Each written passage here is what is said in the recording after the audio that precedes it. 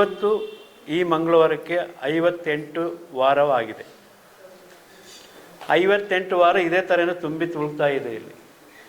ಯಾಕೆಂದರೆ ಇಲ್ಲಿ ಒಂದು ಶಕ್ತಿ ಇದೆ, ಒಂದು ವೈಬ್ರೇಷನ್ ಇದೆ, ಒಂದು ಮಹಾಶಕ್ತಿ ಇದೆ.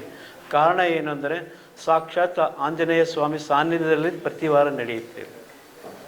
ಎಲ್ಲಿ ಆಂಜನೇಯ ಇರುತ್ತೆ ಅಲ್ಲಿ ಶಕ್ತಿ ಇರುತ್ತೆ, ಅಲ್ಲಿ ಒಂದು ಸಂಜೀವಿನಿ ಇರುತ್ತೆ. ಧ್ಯಾನ ಅಂದ್ರೆ ಒಂದು ಸಂಜೀವಿನಿ, ಧ್ಯಾನ ಅಂದ್ರೆ ಒಂದು ಶಕ್ತಿ. ನನ್ನಲ್ಲಿರೋ ಗುರುವನ್ನು ಪರಿಚಯ ಮಾಡಿಕೊಟ್ಟಂತಹ ಬ್ರಹ್ಮಶ್ರೀ ಪಿತಾಮಹ ಪತ್ರಿಜಿಯವರಿಗೆ ದಿವ್ಯ ಸ್ಪರ್ಶ ಪಾದಗಳಿಗೆ ಸ್ಮರಿಸುತ್ತಾ, ನನ್ಗೆ ಯಾವ ಥರ ಅನಿಸ್ತಾಯಿತ್ತು ಅಂದರೆ, ನಾನು ಧ್ಯಾನ ಮಾಡಿ ಇಷ್ಟೊಂದೆಲ್ಲ ನಾನು ಆಕ್ಟಿವ್ ಆಗಿದ್ದೀನಿ. ಆ ಶ್ವಾಸದ ಮೇಲೆ ಗಮನ ಹರಿಸೋದ್ರಿಂದ ನಾನು ಇಷ್ಟೊಂದು ನಿದ್ದೆ ಮಾಡಿಲ್ಲ ಅಂತ ಅಂದ್ರೂ ನಾನು ಇಷ್ಟೊಂದು ಆಕ್ಟಿವ್ ಆಗಿ ಕೆಲಸ ಮಾಡ್ತಾ ಇದ್ದೀನಿ, ಓದ್ತಾ ಇದ್ದೀನಿ ಅನ್ನೋದು ನನಗೆ ಗೊತ್ತಿಲ್ಲ.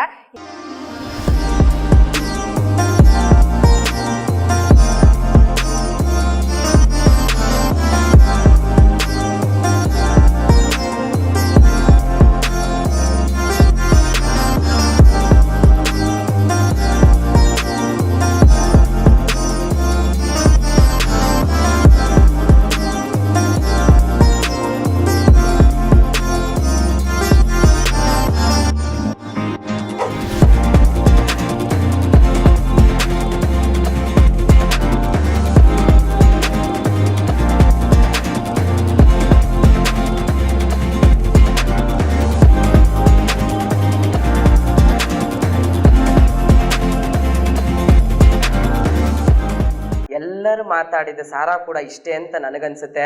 ನಾವ್ ಎಲ್ಲರೊಳಗಡೆ ಒಂದಾಗಬೇಕು ಅಂತ ಹೇಳಿ ನಿಮ್ಮೆಲ್ಲರ ಒಮ್ಮತದ ಒಳ್ಳೆ ಮನಸ್ಸಿನ ಆಶೀರ್ವಾದಕ್ಕೆ ನಾವ್ ಇವತ್ತಿಬ್ರು ಕೂಡ ಸಾಕ್ಷಿಯಾಗಿದ್ದೀವಿ. ಬುದ್ಧಿರ್ಬಲಂ ಯಶೋಧೈರ್ಯಂ ನಿರ್ಭಯತ್ವಂ ಅರೋಗತ ಅಜಾಡ್ಯಂ ವಾಕ್ಪಟುತ್ವಂ ಚ ಹನುಮತ್ ಸ್ಮರಣಾತ್ ಭವೇತ್. ಪ್ರಾರಂಭದಲ್ಲಿ ಪ್ರಾತಸ್ಮರಣೀಯ ಪರಮ ಪೂಜ್ಯನೀಯ ಶ್ರೀ ಗುರುದೇವರನ್ನು, ಕ್ಷೇತ್ರಾಧಿಪತಿ ಆಂಜನೇಯನನ್ನು ಸ್ಮರಣೆ ಮಾಡಿಕೊಂಡು, ಪರಮ ಪೂಜ್ಯನೀಯರು ಆತ್ಮೀಯರು ಲೋಕ ಕಲ್ಯಾಣಕ್ಕಾಗಿ ಅವತರಿಸಿಕೊಂಡು ಬಂದು ಸಕಲ ಜೀವರಾಶಿಗಳಿಗೆ ಲೇಸಾಗಲಿ ಅಂತ ತಿಳ್ಕೊಂಡು ಬಯಸಿ ಪ್ರತಿಯೊಬ್ಬರ ಹುಟ್ಟಿನ ಮಹತ್ವವನ್ನು ಉದ್ದೇಶವನ್ನು ತಿಳಿಸಿಕೊಟ್ಟು ನಮ್ಮೆಲ್ಲರನ್ನ ಆಧ್ಯಾತ್ಮಿಕ ಮಾರ್ಗದಲ್ಲಿ ಕೈ ಹಿಡಿದು ಮುನ್ನಡೆಸಿಕೊಂಡು ಬರ್ತಾ ಇರುವಂತಹ ಬ್ರಹ್ಮರ್ಷಿ ಪಿತಾಮಹ ಡಾಕ್ಟರ್ ಸುಭಾಷ್ ಪತ್ರಿಜಿಯವರನ್ನು ಸ್ಮರಣೆ ಮಾಡಿಕೊಂಡು, PMCಯಲ್ಲಿ ಸುಮಾರು ವರ್ಷಗಳವರೆಗೆ ಸೇವೆಯನ್ನು ಸಲ್ಲಿಸಿಕೊಂಡು ಬರ್ತಾ ಇರುವ ಎಲ್ಲ ಮಾಸ್ಟರ್ಸ್ಗಳನ್ನು ಸ್ಮರಣೆ ಮಾಡಿಕೊಂಡು, ವಿಶೇಷವಾಗಿ ರಾಗಿಗುಡ್ಡದ ಈ ಆಂಜನೇಯ ಕ್ಷೇತ್ರದ ಪುಣ್ಯಕ್ಷೇತ್ರದಲ್ಲಿ ಇವತ್ತು ಪುಣ್ಯ ಸಮಯದಲ್ಲಿ ಭಾರ್ಗವಿ ಮತ್ತು ಪ್ರಮೋದವರು ದಾಂಪತ್ಯ ಜೀವನಕ್ಕೆ ಕಾಲಿಟ್ಟು ಅತ್ಯಂತಹ ಒಂದು ಸದೃಢವಾದ ಸಮಾಜವನ್ನು ಕಟ್ಟಲಿಕ್ಕೆ ಗೃಹಸ್ಥಾಶ್ರಮ, ಧನ್ಯೋ ಗೃಹಸ್ಥಾಶ್ರಮ ಅಂತ ಹೇಳಿರುವ ಹಾಗೆ ಪ್ರತಿಯೊಬ್ಬರು ಇಲ್ಲಿ ದೇಹ ಒಂದಾಗುವುದಕ್ಕಿಂತ ಆತ್ಮ ಒಂದಾಗ ಇಬ್ಬರು ಒಂದಾಗುತ್ತಾ ಇರ್ತಾರೆ.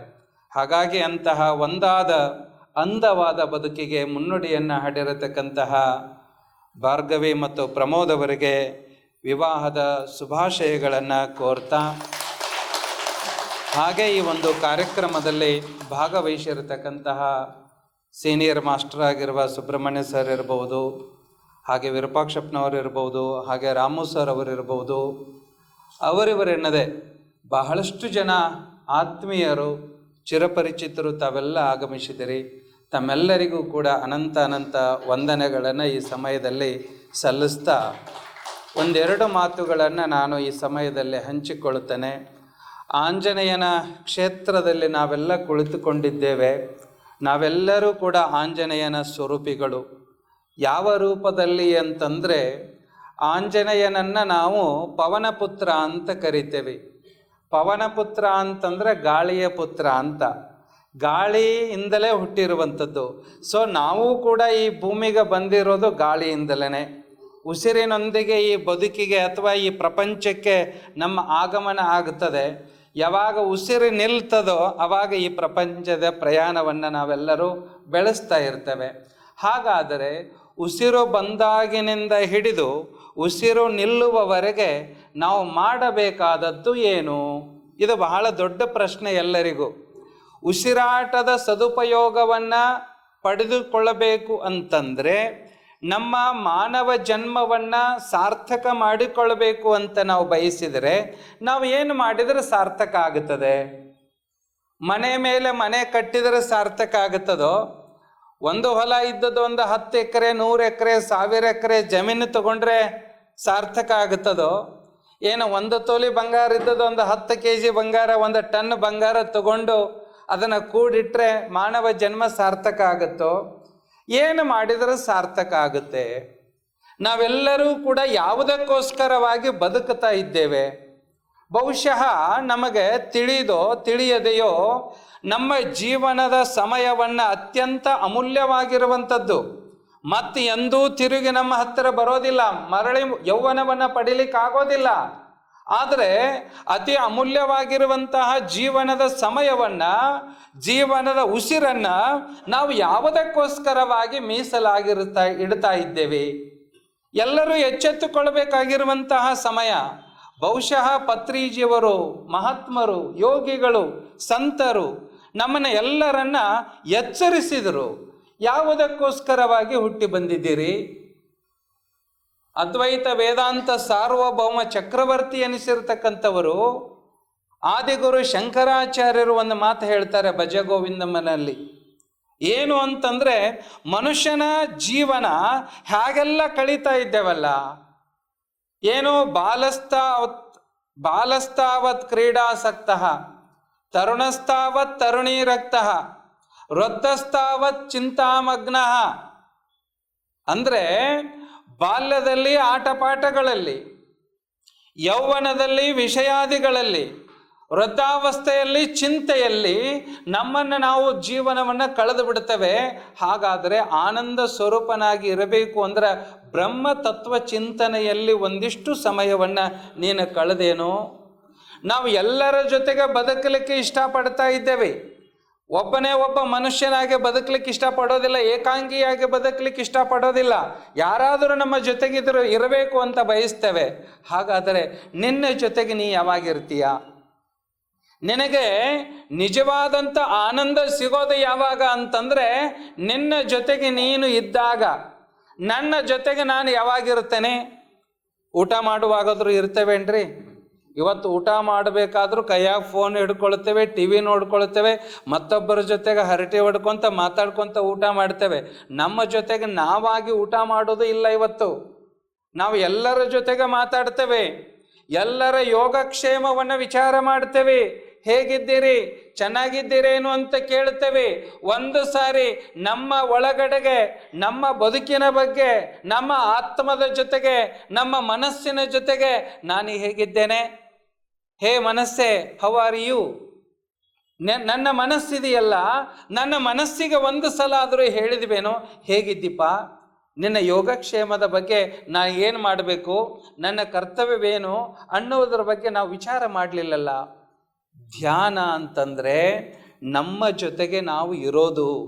ನಮ್ಮನ್ನು ನಾವು ತಿಳಿದುಕೊಂಡಾಗ, ನಮ್ಮನ್ನು ನಾವು ತಿದ್ದಿಕೊಂಡಾಗ ನಮ್ಮೊಳಗಿರತಕ್ಕಂಥ ಆನಂದ ಏನಾಗುತ್ತೆ, ಆಕ್ಟಿವೇಟ್ ಆಗುತ್ತೆ. ಬಹುಶಃ ಎಲ್ಲ ಮಹಾತ್ಮರು ಯೋಗಿಗಳನ್ನು ನೋಡ್ರಿ, ಏನು ಮಾಡಿದರು ಅಂದರೆ ಲೌಕಿಕ ಸಂಘವನ್ನು ಬಿಟ್ಟು ಏಕಾಂತದಲ್ಲಿ ತಮ್ಮ ಜೊತೆಗೆ ತಾವು ಉಳ್ಕೊಂಡ್ರು. ಹೌದಲ್ಲೋ? ಹಾಗಾದರೆ ಪತ್ರಿಜಿಯವರ ಮತ್ತೊಂದು ಮೆಟ್ಟಿಲನ್ನು ಮೇಲೆ ಹತ್ತಿ ಅವರು ಹೇಳಿದರು, ಎಲ್ಲರ ಜೊತೆಗೆ ಇರಿ, ಆದರೆ ನಿಮ್ಮೊಳಗೆ ನೀವಾಗಿರಿ. ಇದು ಬಹಳ ಮುಖ್ಯವಾಗಿರುವಂಥದ್ದು. ಏನು ಮಾಡೋದು? ಮನೆ ಬಿಟ್ಟು ಗುಡ್ಡ ಸೇರಿದ್ರು ಗುಡ್ಡದಾಗ ಹೋಗಿ ಅದನ್ನ ಚಿಂತೆ ಮಾಡ್ಕೊತ ಕುಂತ್ರ ಸ್ವಸ್ವರೂಪದ ಚಿಂತನವನ್ನು ಬಿಟ್ಟು ಅದೇ ಸಂಸಾರದ ತಾಪತ್ರಯಗಳನ್ನೇ ನಾವು ಚಿಂತೆ ಮಾಡ್ತಾ ಕೂತ್ಕೊಂಡ್ರೆ ಎಲ್ಲಿ ಹೋದರೂ ನಮ್ಮನ್ನು ಬೆನ್ನು ಬಿಡೋದಿಲ್ಲ. ಅದಕ್ಕೆ ಅವರು ಪತ್ರಿಜಿಯವರು ಏನು ಹೇಳಿದರು, ಯಾವುದನ್ನು ತ್ಯಾಗ ಮಾಡಬೇಡಪ್ಪ. ಅಂದರೆ ಸತಿ, ಸುತ, ಪತಿ, ಪತ್ನಿ, ಮಕ್ಕಳು, ಮೊಮ್ಮಕ್ಕಳು, ಬಂಧು ಬಾಂಧವರು, ಆತ್ಮೀಯರು ಎಲ್ಲರ ಜೊತೆಗೆ ಒಂದಾಗಿ ಆನಂದವಾಗಿ ಇರುವುದರ ಜೊತೆಗೆ ನಿನ್ನ ಒಳಗಡೆಗೆ ನೀನೇ ಆಗಿ, ನಿನ್ನೊಳಗ ನೀನಾಗಿ ಬದುಕುವುದನ್ನು ಕಲಿಸಿಕೊಟ್ಟಂಥವರು ನಮಗೆಲ್ಲ ಪತ್ರಿಜಿಯವರು. ಹಾಗಾಗಿ ಪತ್ರಿಜಿಯವರನ್ನು ಎಷ್ಟು ಸ್ಮರಣೆ ಮಾಡಿದ್ರೂ ಕೂಡ ಕಡಿಮೆನೆ. ಪತ್ರಿಜಿಯವರು ಒಂದು ಅದ್ಭುತವಾದ ಈ ಭೂಮಂಡಲವನ್ನೇ ಪರಿಶುದ್ಧ ಮಾಡಿಕೊಳ್ಳುವುದಕ್ಕೋಸ್ಕರವಾಗಿ, ಪರಿವರ್ತನೆ ಮಾಡುವುದಕ್ಕೋಸ್ಕರವಾಗಿ ಅವತರಿಸಿರತಕ್ಕಂತಹ ಒಂದು ವಿಶೇಷವಾಗಿರತಕ್ಕಂಥ ಆತ್ಮ ಪರಮ ಪೂಜ್ಯ ಡಾಕ್ಟರ್ ಬ್ರಹ್ಮರ್ಷಿ ಪಿತಾಮಹ ಪತ್ರಿಜಿಯವರು. ಏನು ನಾವ್ಯಾರೋ ನೀವ್ಯಾರೋ, ಆದರೂ ಒಂದು ನನಗೆ ಅರ್ಥ ಆಗುತ್ತಾ ಇದೆ ಇತ್ತಿತ್ತಲಾಗಿ, ಎಲ್ಲರೂ ನಮ್ಮನ್ನು ನಾವು ಒಬ್ಬರನ್ನೊಬ್ಬರನ್ನು ನೋಡಿದಾಗ ಮುಖದಲ್ಲಿ ಹಸನ್ಮುಖ ಬರ್ತದೆ, ಆನಂದ ಬರ್ತದೆ. ಯಾಕೆ ಬರ್ತದೆ? ಯಾರು ಹೇಳ್ತೀರಿ ನೋಡೋಣ? ಒಬ್ಬರನ್ನೊಬ್ಬರು ಇವತ್ತೇ ಫಸ್ಟ್ ಟೈಮ್ ನೋಡಿದಂಥವ್ರು ಎಷ್ಟೋ ಜನ ಇದ್ದೀರಿ. ಈಗ ಇಲ್ಲಿ ಫಸ್ಟ್ ಟೈಮ್ ನನ್ನ ಭೇಟಿ ಆದವರು ಬಹಳಷ್ಟು ಜನ ಇದ್ದೀರಿ. ಹಾಗಾದರೆ ಫಸ್ಟ್ ಟೈಮ್ ಭೇಟಿ ಆದಾಗಲೇ ಎಷ್ಟೋ ವರ್ಷದ ಒಂದು ಋಣಾನುಬಂಧ, ಎಷ್ಟೋ ವರ್ಷದ ಪರಿಚಯ ನಮಗೆ ಇದ್ದ ಹಾಗೆ ನಾವು ಮಾತಾಡ್ತೇವೆ, ವರ್ತಿಸ್ತೇವೆ ಅಂತಂದ್ರೆ ಯಾಕೆ ಹಾಗೆ ಮಾಡ್ತೇವೆ ಹೇಳಿ ನೋಡೋಣ? Yes, soul connect. It is real factor. ನಾವೆಲ್ಲ ರಕ್ತ ಸಂಬಂಧಿಗಳ ನಾವಲ್ಲ. ಜನ್ಮ ಜನ್ಮಾಂತರದ ಆತ್ಮ ಸಂಬಂಧ ನಮ್ಮ ಜೊತೆಗೆ ಇರುವುದರಿಂದ ನಾವು ಮತ್ತೆ ಮತ್ತೆ ಭೇಟಿ ಆಗ್ತಾ ಇರ್ತೇವೆ. ಇಲ್ಲಿ ಭೇಟಿ ಆಗ್ತೇವೆ, ಈ ರ್ಯಾಲಿಯೊಳಗೆ ಈ ರ್ಯಾಲಿ ಮುಗಿಸ್ಕೊಂಡು ಮತ್ತೊಂದು ರ್ಯಾಲಿಯೊಳಗೆ ಮತ್ತೆ ಅಲ್ಲಿ ಭೇಟಿ ಆಗ್ತೇವೆ. ಇವತ್ತು ನಾನಲ್ಲಿ ಮೂಡಲಪಾಳ್ಯದಲ್ಲಿ ಒಂದು ಶಾಖಾಹಾರ ರ್ಯಾಲಿ ಮುಗಿಸ್ಕೊಂಡು ಬಂದ್ವಿ. ಅದರ ಜೊತೆಗೆ ಒಂದು ಟ್ರಾಫಿಕ್ ಜಾಮ್ ಇರೋದ್ರಿಂದ ಬರೋದು ಲೇಟ್ ಆಯಿತು. ಅಲ್ಲಿ ಅವ್ರು ಬಿಡ್ತಾನೆ ಇರಲಿಲ್ಲ. ಇನ್ನೂ ಒಂದಿಷ್ಟು ಅನ್ಕೋತ ಕೂತ್ಕೊಂಡಿದ್ರು. ನನ್ನ ಮನಸ್ಸು ಈ ಕಡೆಗೆ ಜಗ್ತಾ ಇತ್ತು. ಅಂದರೆ ಯಾಕೆ ನಾವು ಒಬ್ಬರನ್ನೊಬ್ಬರನ್ನು ಮತ್ತೆ ಮತ್ತೆ ಭೇಟಿ ಆಗುತ್ತೇವೆ ಅಂದರೆ ನಮ್ಮ ಸುಖ ದುಃಖ ವಿಚಾರ ಮಾಡುವುದಕ್ಕಾಗಿ ಅಲ್ಲ.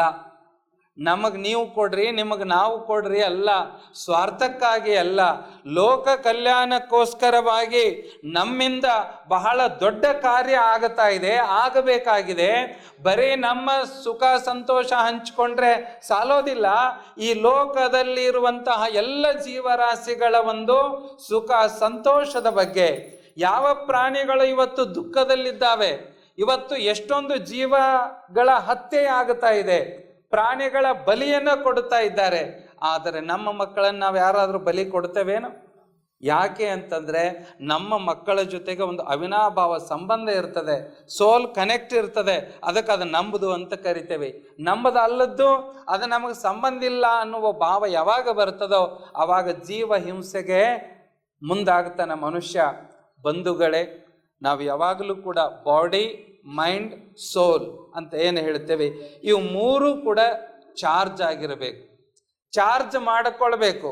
ನಮ್ಮ ಹತ್ರ ಒಂದು ಮೊಬೈಲ್ ಅದ, ಅದನ್ನು ಯಾವಾಗಲೂ ಚಾರ್ಜ್ ಆಗಿಟ್ಕೊಳ್ಬೇಕು ಅಂತ ಬಯಸ್ತೇವೆ, ಹೌದಲ್ರಿ? ಚಾರ್ಜ್ ಡೌನ್ ಆಯಿತು ಅಂದ್ರೆ ಮೊದಲು ಹೋಗಿ ಚಾರ್ಜ್ ಹಾಕ್ತೇವೆ. ಮೊಬೈಲ್ದೊಳಗೆ ಬ್ಯಾಲೆನ್ಸ್ ಖಾಲಿ ಆಯಿತು ಅಂತಂದ್ರೆ ನಾಳೆ ಬ್ಯಾಲೆನ್ಸ್ ಖಾಲಿ ಆಗತ್ತಂದ್ರೆ ಇವತ್ತೇ ಹೋಗಿ ಅದರ ಬ್ಯಾಲೆನ್ಸ್ ಹಾಕಿಕೊಳ್ತೇವೆ. ಬ್ಯಾಲೆನ್ಸ್ ಇದ್ರನ ಮಾತಾಡಕ್ಕೆ ಕನೆಕ್ಟ್ ಆಗ್ತದೆ. ಇಲ್ಲ ಬ್ಯಾಲೆನ್ಸ್ ಇರಲಿಲ್ಲ ಅಂದ್ರೆ ಫೋನ್ ಔಟ್ ಗೋಯಿಂಗ್ ಇನ್ಕಮಿಂಗ್ ಆಗ್ತದೇನು? ಇಲ್ವಲ್ಲ. ಹಾಗೆ ನಮ್ಮ ಬಾಡಿ, ಮೈಂಡ್ ಆ್ಯಂಡ್ ಸೋಲ್ ಯಾವಾಗಲೂ ಕೂಡ ರಿಚಾರ್ಜಬಲ್ ಇರಬೇಕು ಮತ್ತು ಬ್ಯಾಲೆನ್ಸನ್ನು ನಾವು ಮೇಂಟೈನ್ ಮಾಡ್ಕೋಬೇಕು. ಯಾರ್ದು ಬಾಡಿ, ಮೈಂಡ್, ಸೋಲ್ ಬ್ಯಾಲೆನ್ಸ್ ಆಗಿರ್ತದೋ ಅವರು ಇಲ್ಲೇ ಕೂತ್ಕೊಂಡು ಇಡೀ ಜಗತ್ತಿನ ಜೊತೆಗೆ ಮಾತಾಡಬಹುದು, ಇಡೀ ಜಗತ್ತಿನ ವ್ಯವಹಾರವನ್ನು ಅವರು ನೋಡಬಹುದು ಕಣ್ಣಿನಿಂದ. ಈ ಪೂರ್ವದಲ್ಲಿ ಭಾರ್ಗವಿ ಮೇಡಮ್ ಅವರು, ಜ್ಯೋತಿ ಮೇಡಮ್ ಅವರು ಹೇಳ್ಕೊಂಡು ಬಂದರು, ತಮ್ಮ ಏನು ವಿವಾಹಕ್ಕೆ ಸಾಕ್ಷಿ ಏನು, ವಿವಾಹ ಜರುಗಲಿಕ್ಕೆ ಕಾರಣೀಭೂತವಾಗಿರತಕ್ಕಂತಹ ಘಟನೆಗಳೇನು, ಯಾವಾಗಲೂ ಒಂದು ಆತ್ಮ ಮತ್ತೊಂದು ಆತ್ಮದ ಜೊತೆಗೆ ಕನೆಕ್ಟ್ ಆಗಬೇಕಾಗಿತ್ತು ಅಂತಂದ್ರೆ ಅಲ್ಲಿ ಧ್ಯಾನ ಸಿದ್ಧಿಸಲೇಬೇಕು, ನಾವು ಧ್ಯಾನವನ್ನು ಮಾಡಲೇಬೇಕು. ಇವತ್ತು ಬರೀ ಒಂದು ವಿವಾಹ ಅಷ್ಟೇ ಅಲ್ಲ, ನಮ್ಮ ಬದುಕಿನೊಳಗ ನಾವು ಏನೆಲ್ಲವನ್ನ ಪಡೆದುಕೊಳ್ಳಬೇಕು ಅಂತ ಬಯಸ್ತಾ ಇದ್ದೇವೋ ಅದೆಲ್ಲವನ್ನ ಪಡೆದುಕೊಳ್ಳಲಿಕ್ಕೆ ಬಹಳ ದೊಡ್ಡ ತಪಸ್ಸು ಮಾಡಬೇಕಂತೇನು ಇಲ್ಲ, ಬಹಳ ಜಪ ಮಾಡಬೇಕಂತೇನಿಲ್ಲ. ನಿನ್ನ ಜೊತೆಗೆ ನೀನು ಇದ್ದು ಬಿಡು, ಅಂದರೆ ನಿನ್ನ ಶ್ವಾಸದ ಜೊತೆಗೆ ನೀನು ಬದುಕು. ಶ್ವಾಸವನ್ನು ಬಿಟ್ಟು ಜೀವನವೇ ಇಲ್ಲ. ಆದರೆ ನಾವು ಶ್ವಾಸದ ಕಡೆಗೆ ಒಂದು ದಿನನೂ ಗಮನ ಕೊಡೋದೇ ಇಲ್ಲ. ನಮಗ ಕೆಲಸ ಕಾರ್ಯಗಳೇ ನಮಗೆ ಒತ್ತಡ ತುಂಬಿಕೊಂಡು ಬಿಟ್ಟದ. ಮನುಷ್ಯ ಅನೇಕ ರೀತಿಯ ಒತ್ತಡದಲ್ಲಿ ಮುಳುಗಿದ್ದಾನೆ. ಏನೆಲ್ಲವೂ ಕೂಡ ಇದೆ, ನಮಗೆ ಯಾರಿಗೂ ಏನೂ ಕಡಿಮೆ ಇಲ್ಲ. ಭಗವಂತ ಎಲ್ಲವನ್ನ ಕೊಟ್ಟಿದ್ದಾನೆ. ಆದರೆ ಒಂದಿಷ್ಟಾದರೂ ಒತ್ತಡ ಮುಕ್ತರಾಗಿ ನಾವು ಬದುಕ್ತಾ ಇದ್ದೇವೇನ್ರಿ? ಬೆಂಗಳೂರಂಥ ಸಿಟಿಯೊಳಗೆ ಈ ಒಂದು ರಸ್ತೆಯಿಂದ ಆ ರಸ್ತೆಗೆ ದಾಟಬೇಕಾಗಿತ್ತು ಅಂದ್ರೆ ಎಂತಹ ಒತ್ತಡದೊಳಗೆ ಇವತ್ತು ನಾವು ಬದುಕ್ತಾ ಇದ್ದೇವೆ. ಈ ಒತ್ತಡ ಬೇಕಾ ನಮಗೆ? ಈ ರೀತಿಯ ಒತ್ತಡದ ಬದುಕು ನಮಗೆ ಬೇಕೇನು? ನಿಶ್ಚಿಂತನಾಗಬೇಕಂತಿ ಬಹು ದುಶ್ಚಿಂತೆಯೊಳಗ ನೀ ಕುಂತಿ.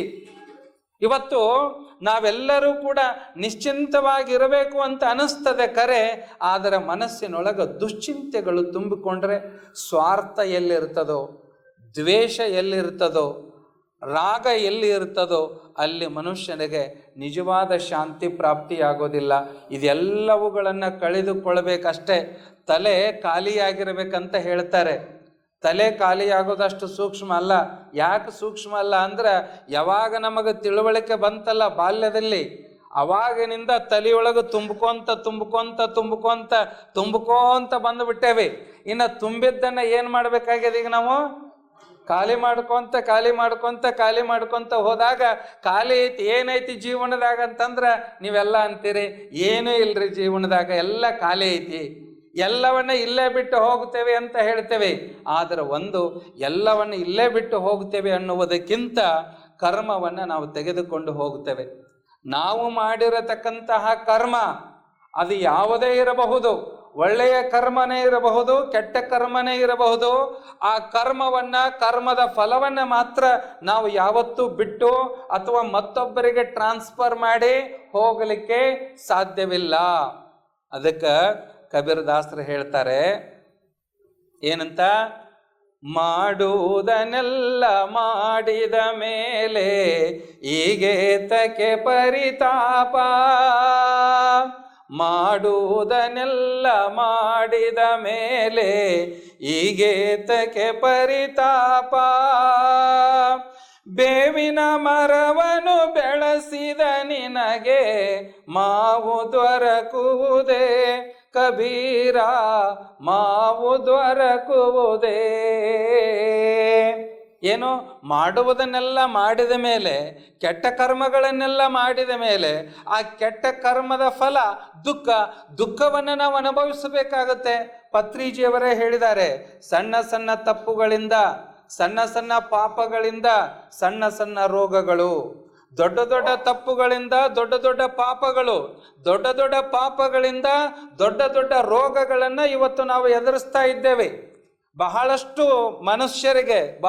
ಮನುಷ್ಯರಿಗೆ ಜನರಿಗೆ ಕಿಡ್ನಿ ಫೇಲ್ ಆಗ್ತಾ ಇದೆ, ಲಿವರ್ ಡ್ಯಾಮೇಜ್ ಆಗ್ತಾ ಇದೆ, ಹಾರ್ಟ್ ಅಟ್ಯಾಕ್ ಆಗ್ತಾ ಇದೆ, ಆಮೇಲೆ BP ಶುಗರ್ ಜಾಸ್ತಿ ಆಗ್ತಾ ಇದೆ, ಮಾನಸಿಕ ಒತ್ತಡ ಆಗ್ತಾ ಇದೆ, ಮಂದ ಬುದ್ಧಿಯವರು ಹುಟ್ಟುತ್ತಾ ಇದ್ದಾರೆ. ಯಾಕೆ ಹೀಗಾಗ್ತಾ ಇದೆ ಗೊತ್ತೇನು? ಹಿಂದಿನ ಜನ್ಮದಲ್ಲಿ ಮಾಡಿರತಕ್ಕಂತಹ ಪ್ರಾಣಿಗಳ ಹಿಂಸೆ, ಪ್ರಾಣಿಗಳ ಹತ್ಯೆಯಿಂದ ಇವತ್ತಿನ ಮನುಷ್ಯನ ಜೀವನ ನರಕ ಸದೃಶ್ಯವಾಗುತ್ತಾ ಇದೆ. ಹಿಂದಿನದು ಯಾರಿಗೂ ಕೂಡ ನಮಗೆ ಗೊತ್ತಿಲ್ಲ. ಹೋದ ಜನ್ಮದೊಳಗೆ ನಾವು ಏನು ಮಾಡಿದ್ದೀವಿ ಅಂತ ನಮಗೆ ಯಾರಿಗೂ ಗೊತ್ತಿಲ್ಲ. ಆದರೆ ಈ ಜನ್ಮದಲ್ಲಿ ತಿಳ್ಕೊಳ್ಬೇಕು, ನಿಮಗೆ ಏನಾದರೂ ಡಿಸೀಸಸ್ ಬರ್ತಾ ಇದ್ದಾವೆ ಅಂತಂದ್ರೆ ಬಹಳ ಜಾಗರೂಕತೆಯಿಂದ ಜೀವನವನ್ನು ನಡೆಸ್ರಿ. ಮನುಷ್ಯನಿಗೆ ತಿನ್ನೋದು ಗೊತ್ತದ, ತಿನ್ನುವ ತಿಳುವಳಿಕೆ ಗೊತ್ತದ, ಐತಿಲ್ರಿ? ಏನ್ ತಿನ್ನಬೇಕು ಏನ್ ತಿನ್ನಬಾರದು ಅನ್ನುವಂಥ ಅರಿವು ತಿಳುವಳಿಕೆ ನಮಗೆ ಗೊತ್ತದ ಇಲ್ಲೋ? ಹಾಗಾದರೆ ತಿನ್ನಬಾರದನ್ನ ತಿಂದರೆ, ಕುಡಿಯಬಾರದನ್ನ ಕುಡಿದ್ರೆ ಏನಾಗತ್ತೆ? ಆಗಬಾರದ್ದು ಆಗುತ್ತದೆ. ಅನುಭವಿಸಬಾರದನ್ನ ಅನುಭವಿಸಬೇಕಾಗತ್ತೆ. ಹಾಗಾಗಿ ಬಂಧುಗಳೇ, ಇವತ್ತು ಒಬ್ಬ ಮನುಷ್ಯ ಅತ್ಯಂತ ಆನಂದವಾಗಿ ಆರೋಗ್ಯಪೂರ್ಣ ಜೀವನವನ್ನು ನಡೆಸಬೇಕಾಗಿತ್ತು ಅಂತಂದರೆ ಧ್ಯಾನ ಪರಮ ಔಷಧಿ. ಧ್ಯಾನ ಇದು ಕಲಿಯುಗದ ಸಂಜೀವಿನಿ. ಧ್ಯಾನವನ್ನು ಹೊರತುಪಡಿಸಿದರೆ ನಮ್ಮನ್ನು ಉದ್ಧರಿಸುವಂತಹ, ನಮ್ಮ ದುಃಖಗಳನ್ನು ದೂರ ಮಾಡುವಂತಹ ಶಕ್ತಿ ಮತ್ತಿನ್ನೆಲ್ಲಿಯೂ ಕೂಡ ಇಲ್ಲ. ಹಾಗಾಗಿ ನಾವು ಏನು ಮಾಡಬೇಕಾಗಿದೆ ಅಂತಂದರೆ, ಬರೀ ನಾವಷ್ಟೇ ಕಣ್ಣು ಮುಚ್ಕೊಂಡು ಕುಳಿತುಕೊಳ್ಳೋದಲ್ಲ, ನಾವು ಬರೀ ಧ್ಯಾನ ಮಾಡಿದರೆ ಆಗೋದಿಲ್ಲ. ಎಲ್ಲರಿಗೂ ಧ್ಯಾನ ಮಾಡಲಿಕ್ಕೆ ಪ್ರೇರೇಪಣೆ ಕೊಡಬೇಕು, ಧ್ಯಾನ ಮಾಡಲಿಕ್ಕೆ ಪ್ರೋತ್ಸಾಹವನ್ನು ಕೊಡಬೇಕು. ನೀವು ಯಾವುದೋ ಒಂದು ಮಾರ್ಕೆಟಿಗೆ ಪ್ರಾಡಕ್ಟ್ ಬಂದಿತ್ತು ಅಂದರೆ ನೀವು ಏನೋ ಯೂಸ್ ಮಾಡಿರ್ತೀರಿ, ಇದು ಬಹಳ ಚಲೋ ಅದ ತಗೊಳ್ರಿ, ಯೂಸ್ ಮಾಡಿರಿ ಅಂತ ಮತ್ತೊಬ್ಬರಿಗೆ ಏನು ಮಾಡ್ತೀರಿ? ಹೇಳ್ತೀರಿ, ನೀವು ಪಬ್ಲಿಸಿಟಿ ಮಾಡ್ತೀರಿ. ಆದರೆ ಈ ಧ್ಯಾನವನ್ನು ಎಷ್ಟು ಜನ ನಾವು ಪಬ್ಲಿಸಿಟಿ ಮಾಡ್ತಾ ಇದ್ದೇವೆ? ಬರೀ ನಾನೊಬ್ಬನೇ ಮಾಡಿದರೆ ಆಗೋದಿಲ್ಲ. ನಾವೆಲ್ಲ ಧ್ಯಾನ ಬಂಧುಗಳಾದಂಥವರು ಎಲ್ಲರಿಗೂ ಅವರು ನಮಗೆ ಪರಿಚಯ ಇರಲಿ, ಪರಿಚಯ ಇರದೇ ಇರಲಿ.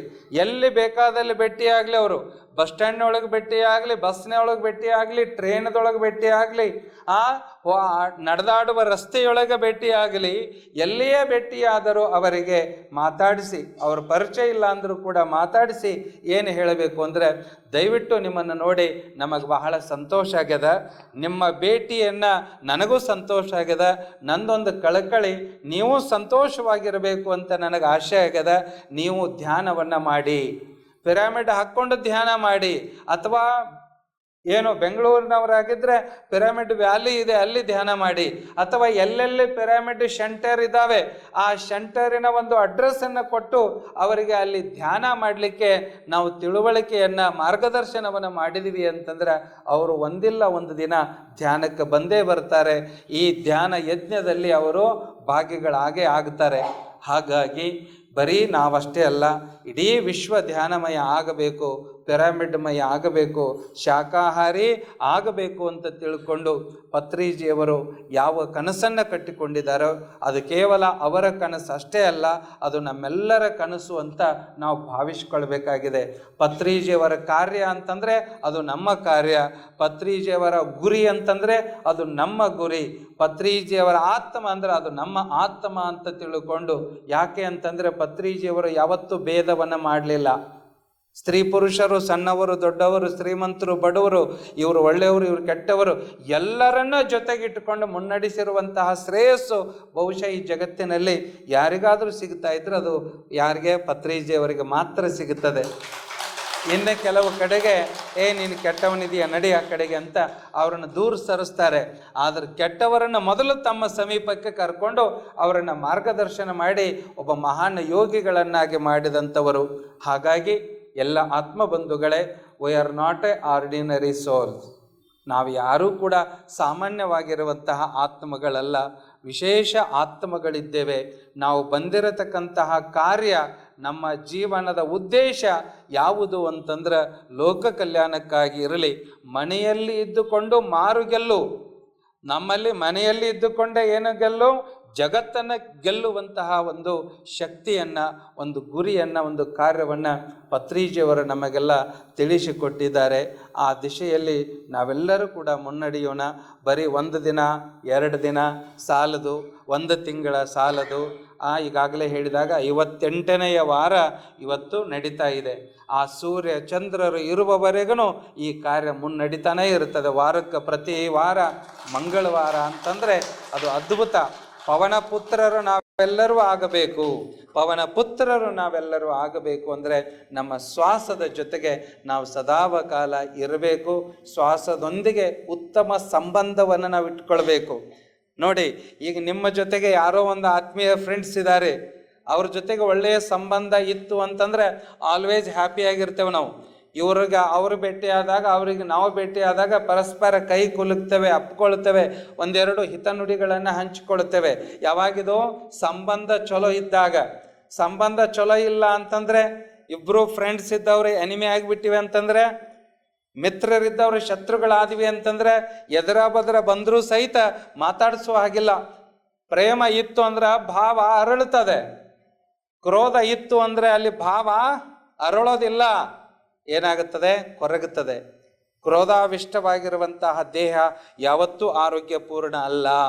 ಅದಕ್ಕೆ ನಮ್ಮ ಮಾತುಗಳು ಹೇಗಿರಬೇಕು ಅಂದರೆ ಮತ್ತೊಬ್ಬರಿಗೆ ಹಿತವನ್ನೇ ಉಂಟು ಮಾಡುವ ಹಾಗೆ ಇರಬೇಕೆ ವಿನಃ ಯಾವುದೇ ಕಾರಣಕ್ಕೂ ತಪ್ಪು ಮಾಡಲಿ ತಪ್ಪು ಮಾಡದೇ ಇರಲಿ ಅವರ ಹಿತ, ಎಲ್ಲರ ಹಿತವೇ ನಮ್ಮ ಹಿತ ಅಂತ ನಾವು ಭಾವಿಸ್ಕೊಳ್ಬೇಕು.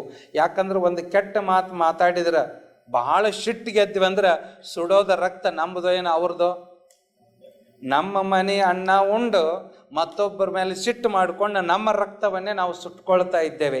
ಅದು ರಕ್ತವನ್ನು ಸುಟ್ಟುಕೊಳ್ಳುವುದರಿಂದ ಅನೇಕ ರೋಗಗಳಿಗೆ ಆಮಂತ್ರಣವನ್ನು ಕೊಡ್ತೇವೆ ನಾವು ಮಾನಸಿಕ ಒತ್ತಡದಿಂದ.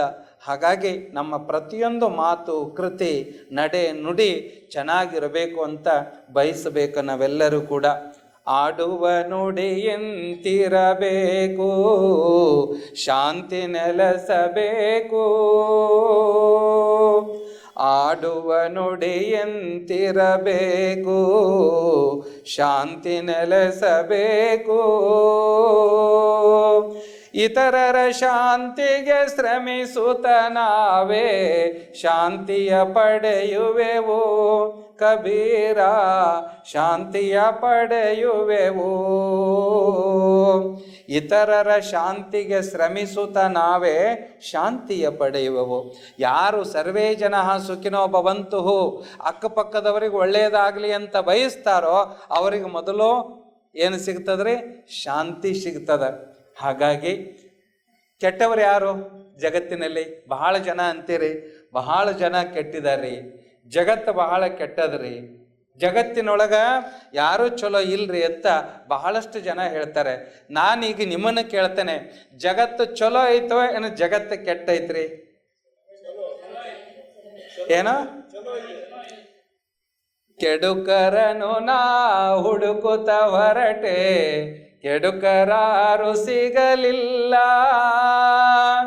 ಕೆಡುಕರನು ನಾ ಹುಡುಕುತ್ತ ಹೊರಟೆ, ಕೆಡುಕರಾರು ಸಿಗಲಿಲ್ಲ.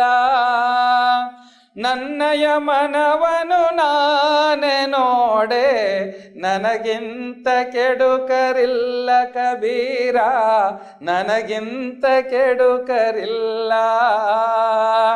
ಇಡೀ ಜಗತ್ತಿನ ತುಂಬ ಕೆಡುಕರನ್ನು ಹುಡುಕ್ತಾ ಹೊರಟ್ರಂತೆ. ಧರ್ಮರಾಜ ಮತ್ತು ದುರ್ಯೋಧನ ಇಬ್ರು. ಒಳ್ಳೆಯವರು ಎಷ್ಟು ಜನ ಸಿಗ್ತಾರೆ? ಒಳ್ಳೆಯವರು ಎಷ್ಟು ಜನ ಇದ್ದಾರೆ? ಕೆಟ್ಟವರು ಎಷ್ಟು ಜನ ಇದ್ದಾರೆ?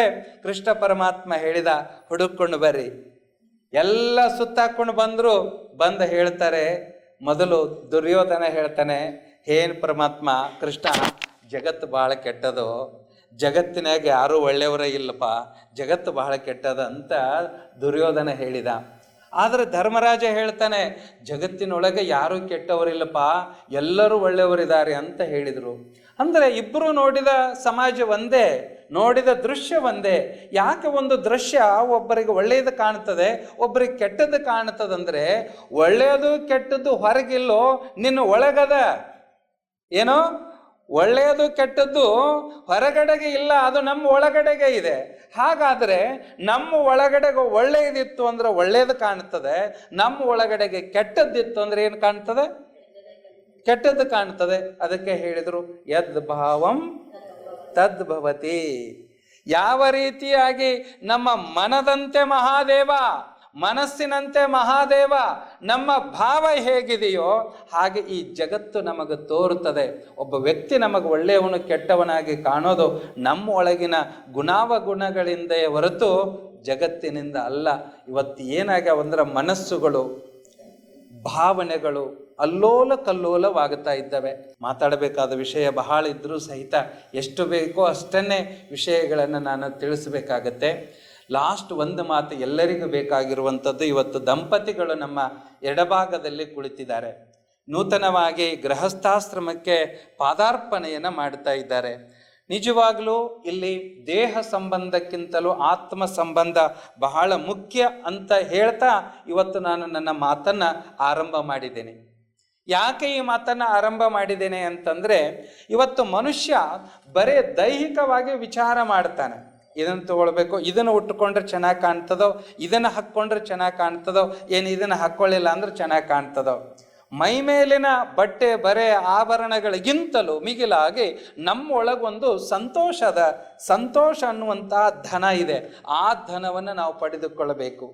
ಮನೆಯಲ್ಲಿ ಸಿರಿತನವಿಲ್ಲ, ಪ್ರೀತಿಗೆ ಬಡತನವಿಲ್ಲ. ಬರೀ ಮನೆಯ ಶ್ರೀಮಂತಿಕೆ ಐತಿ ಅಂತಂದ್ರೆ ಅವರಲ್ಲಿ ಹೃದಯ ಶ್ರೀಮಂತಿಕೆ ಇರ್ತದಂತಲ್ಲ. ಏನೋ ಗೋಧನ ಗಜಧನ ರತ್ನಧನ, ಏನ ಅದ್ಭುತ ಜನಧನ. ಗೋಧನ ಗಜಧನ ರತ್ನಧನ, ಏನ ಅದ್ಭುತ ಜನಧನ.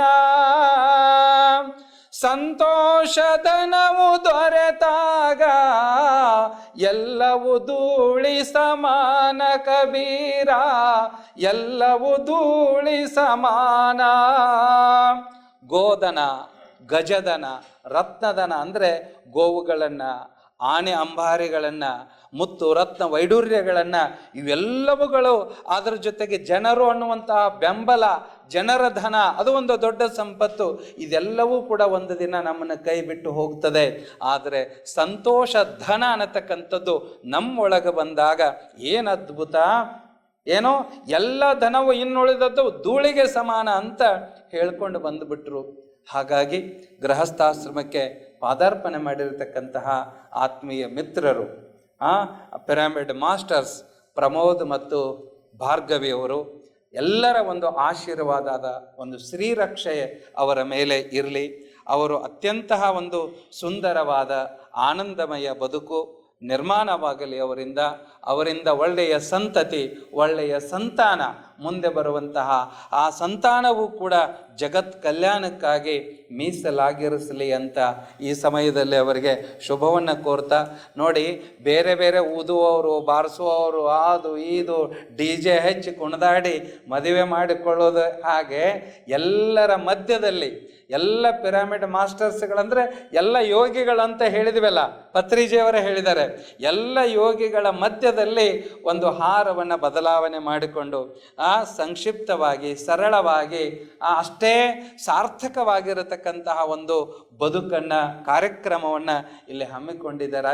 ನಿಜವಾಗ್ಲೂ ಇಂತಹ ಕಾರ್ಯಕ್ರಮಕ್ಕೆ ನಾನು ಬಂದದ್ದು ಬಹಳ ಸಂತೋಷ.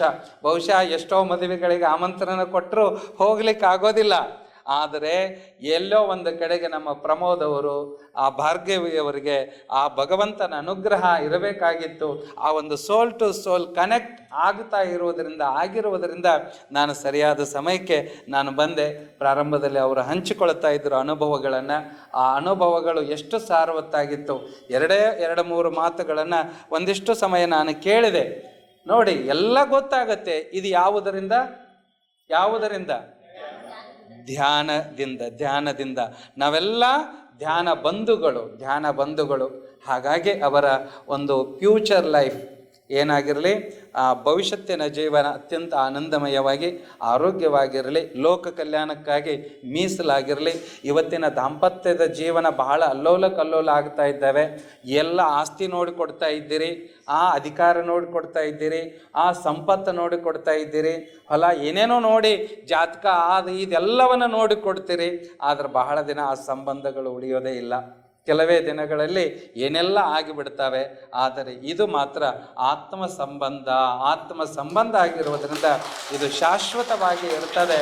ಅವರು ಎಲ್ಲರ ಮಧ್ಯದಲ್ಲಿ ಆನಂದಮಯ ಬದುಕನ್ನು ಅವರು ನಡೆಸಲಿ ಅಂತ ತಿಳಿಸ್ತಾ, ಈ ಕಾರ್ಯಕ್ರಮಕ್ಕೆ ಸಾಕ್ಷಿಯಾಗಿರುವ ತಮ್ಮೆಲ್ಲರಿಗೂ, ವಿರೂಪಾಕ್ಷಿಯವರಿಗೂ, ನಮ್ಮ ರಾಮು ಸರ್ ಅವರಿಗೂ, ಹಾಗೆ ಸುಬ್ರಹ್ಮಣ್ಯ ಸರ್ ಅವರು, ಬಹಳಷ್ಟು ಜನ ಎಲ್ಲ ಮಾಸ್ಟರ್ಸ್ ಇದ್ದೀರಿ, ತಮಗೆಲ್ಲರಿಗೂ ನಾನು ವಂದಿಸ್ತಾ, ವಿಶೇಷವಾಗಿ ನಾನು ನಿನ್ನೆ ನಂದು ಬಹುಶಃ ಕೆಲವರಿಗೆ ಪರಿಚಯ ಇರಬೇಕು, ಬೆಳಗಾಂ ಜಿಲ್ಲಾ ರಾಯಬಾಗ ತಾಲೂಕು ಪರಮಾನಂದವಾಡಿಯಲ್ಲಿ ಇರುತ್ತೆ. ನಾನು ಒಂದು ಗುರುದೇವ್ ಬ್ರಹ್ಮಾನಂದ ಆಶ್ರಮ ಅಂತಿದೆ. ಆ ಆಶ್ರಮಕ್ಕೆ ಜನವರಿ 7ನೇ ತಾರೀಕು 2021ನೇ ಇಸ್ವಿಯಲ್ಲಿ ಪತ್ರಿಜಿಯವರು ಬಂದು ಹೋಗಿದ್ದರು. ಶಂಕರಟ್ಟಿಯ ಪಿರಾಮಿಡ್ ಕಾರ್ಯಕ್ರಮ ಇದ್ದಾಗ, ಓಪನಿಂಗ್ ಇದ್ದಾಗ ಬಂದು ಹೋಗಿದ್ದರು. ಅವತ್ತಿನಿಂದ ಪತ್ರಿಜಿಯವರು ನನಗೊಂದು ದೊಡ್ಡ ಜವಾಬ್ದಾರಿಯನ್ನು ಕೊಟ್ಟಿದ್ದಾರೆ. ಒಂದು ಚೈತನ್ಯವನ್ನು, ಒಂದು ಶಕ್ತಿಯನ್ನು ನಮಗೆಲ್ಲ ದಯಮಾಡಿಸಿದ್ದಾರೆ. ಅದು ನನಗೆ ಬಹಳ ಆನಂದ ಆಗೋದು. ಮೊದಲು ನಾವು ಸತ್ಸಂಗ ಮಾಡ್ತಿದ್ವಿ, ಪ್ರವಚನ ಮಾಡ್ತಾ ಇದ್ವಿ, ಪೂಜೆ ಪುನಸ್ಕಾರಗಳನ್ನು ಮಾಡಿಕೊಂಡು ನಮ್ಮ ಪಾಡಿಗೆ ಆನಂದವಾಗಿದ್ವಿ. ಆದರೆ ಬರೀ ಇಷ್ಟೇ ಅಲ್ಲ ನಿಮ್ಮ ಕರ್ತವ್ಯ ಇನ್ನೂ ಬಹಳ ಅದ ಅಂತ ತಿಳ್ಕೊಂಡು ಪತ್ರಿಜಿಯವರು ಎಲ್ಲಿ ಹೋದರೂ ನನ್ನ ಕೈ ಹಿಡ್ಕೊಂಡು ಕೂತ್ಕೊಳ್ಳೋರು. ಕೈ ಹಿಡ್ಕೊಂಡು ಕೈ ಬಿಡ್ತಾ ಇರಲಿಲ್ಲ. ಕೈ ಹಿಡ್ಕೊಂಡು ಕೊನೆಯವರೆಗೂ ನಿಜವಾಗ್ಲೂ ಅವರು ಹೇಳಿದರು. ಇವರದ ಅಂಬಾಸಡರ್ ಆಫ್ PSSM ಅಂತೇಳಿ ಒಂದು ಕಡೆಗೆ ಹೇಳಿದಾಗ ನನಗೆ ಒಂದು ಥರ ಮೈ ಜುಮ್ ಅನ್ನಿಸ್ತು. ನಿಜವಾಗ್ಲೂ ಕೂಡ ಎಷ್ಟು ಆತ್ಮೀಯತೆ. ಒಂದು ಸಂಸ್ಥೆಯವರು ಮತ್ತೊಂದು ಸಂಸ್ಥೆಯವರನ್ನು ಅಪ್ಪಿಕೊಳ್ಳೋದಿಲ್ಲ. ಇವತ್ತು ನಾವೆಲ್ಲ ಗಾಡಿ ಕಟ್ಕೊಂಡು ಕೂತ್ಕೊಂಡು ಬಿಟ್ಟಿದ್ದೇವೆ. ನಮ್ಮ ಸಂಪ್ರದಾಯ ಬೇರೆ, ನಿಮ್ಮ ಸಂಪ್ರದಾಯ ಬೇರೆ, ನಮ್ಮ ಮಠ ಬೇರೆ, ನಿಮ್ಮ ಮಠ ಬೇರೆ. ಭಕ್ತರ ಹಣೆ ಬರೋಣ ಹಂಗಾಗ್ಯದ. ಇವರಷ್ಟೇ ನಮ್ಮ ಗುರುಗಳು, ಇವ್ರು ನಮ್ಮ ಗುರುಗಳು ಅಲ್ಲ ಅಂತೇಳಿ. ಆದರೆ ಪತ್ರಿಜಿಯವರು ಮಾತ್ರ ನಿಮ್ಮ ಗುರು ಯಾರು ಅಂತಂದ್ರೆ ನಿಮ್ಮ ಶ್ವಾಸವೇ ನಿಮ್ಮ ಗುರು ಅಂತ ಹೇಳಿದರು. ಇದು ಬಹಳ ಮುಖ್ಯವಾಗಿರುವಂಥದ್ದು. ಹೊರಗಿನ ಗುರುಗಳು ನಮ್ಮನ್ನು ಬಿಟ್ಟು ಎಲ್ಲಾರ ಹೊಕ್ಕಾರ, ಹೊರಗಿನ ಗುರುಗಳು ನಮ್ಮನ್ನು ಬಿಟ್ಟು ಎಲ್ಲರ ಆ ಕಡೆ ಈ ಕಡೆ ಹೋಗಬಹುದು. ಆದರೆ ನಮ್ಮ ಒಳಗಿನ ಗುರು, ಅಂತರಂಗದ ಅರಿವಿನ ಗುರು, ಶ್ವಾಸ ಗುರು ನಮ್ಮನ್ನು ಬಿಟ್ಟು ಎಲ್ಲಿಯೂ ಕೂಡ ಹೋಗೋದಿಲ್ಲ. ಆ ಶ್ವಾಸ ಗುರುವನ್ನು ನಾವು ನೆಚ್ಚಿಕೊಂಡು ನಾವು ಬದುಕೋಣ, ಮೆಚ್ಚಿಕೊಂಡು ನಾವು ಬದುಕೋಣ. ಅರಿವೇ ಗುರುವಾಗಲಿ ಅಂತ ನಾನು ತಿಳಿಸ್ತಾ, ಮತ್ತೆ ಸಮಯ ಸಿಕ್ಕಾಗ ಮತ್ತೊಂದು ಸಾರಿ ನಾವೆಲ್ಲರೂ ಕೊಡೋಣ ಅಂತ ಹಾರೈಸ್ತಾ, ಥ್ಯಾಂಕ್ ಯು. ಅಲ್ಲಿ ನೋಡಿ, ಫೋಟೋ ತೆಗೆ.